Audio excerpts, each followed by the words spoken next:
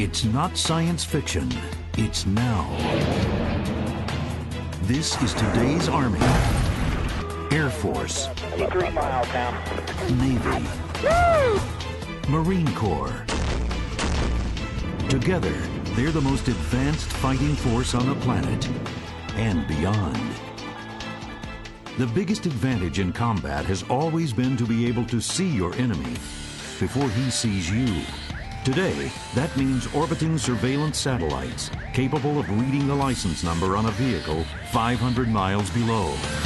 Or goggles that can amplify the light of a star thousands of times and turn night into day. Tight formation coming in. It means a pilot sitting in a control room in New Mexico can track down an enemy on the other side of the world, and if necessary, lock up target 5, eliminate them. 2, 1, impact. New technologies have enormously enhanced our ability to see the enemy first. But these are all just extensions of the human eye, and they are all subject to its limitations. Right now, 45% of everyone in the Air Force is nearsighted and needs corrective lenses in order to do their job. Perfect. Colonel Charles Riley is an ophthalmic surgeon and consultant to the Air Force Surgeon General for refractive surgery. We're looking at enhancing the human weapons system. Over the past decade, Dr. Riley and other military surgeons have been using laser vision correction to enhance the vision of hundreds of thousands of soldiers, sailors, and airmen. Never saw that before without glasses. We talk about upgrading our avionics in an airplane so they can see out further, see the bad guys sooner. Well, that's what we're doing with our laser for the human weapon system. The most important weapon system in the cockpit is that human.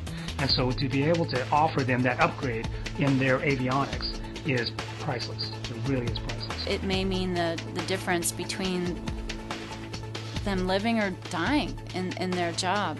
It's that big. Commander Elizabeth Hoffmeister is a Navy flight surgeon.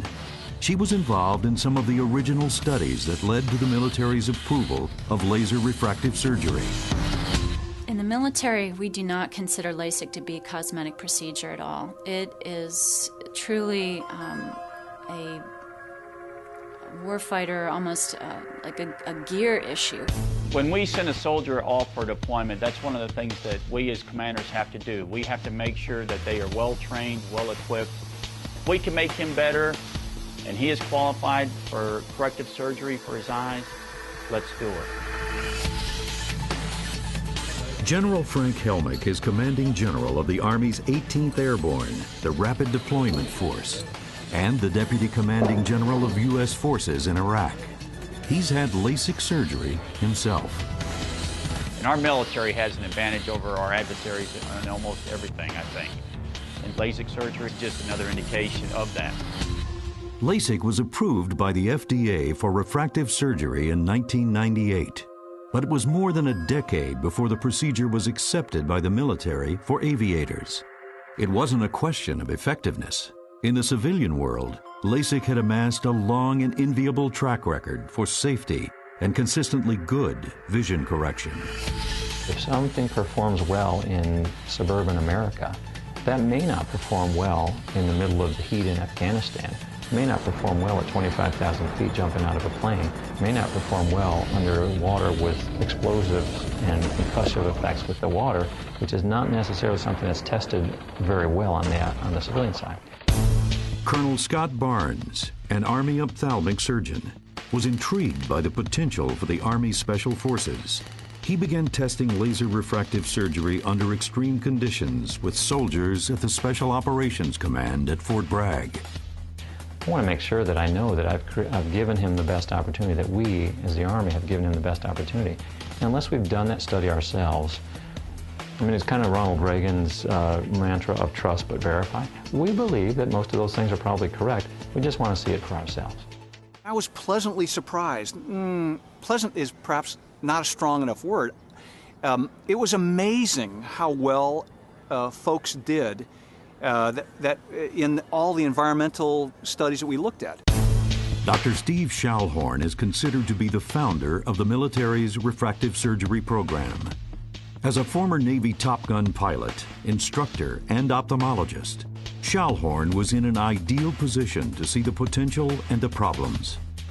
Before we'd even consider doing something that could affect their vision, we want to make sure that procedure is safe and effective. It's in all of our interest to do that. And that's why we spent years and years, study after study, looking at how safe and effective this is in the environment that our folks have to go into. He spent nearly 10 years putting laser eye surgery through every test he could come up with. We looked at performance before and after we did laser vision correction. And what did we find? Better performance after laser vision correction. Well, better is a good thing, and that's why I was like, dude, this is pretty darn awesome. And all the studies lined up very similar to that. The results that we've been seeing with our aviation study have been phenomenal. Captain David Tanzer, also a Navy eye surgeon, worked with Schallhorn on a number of studies, concentrating on naval aviators.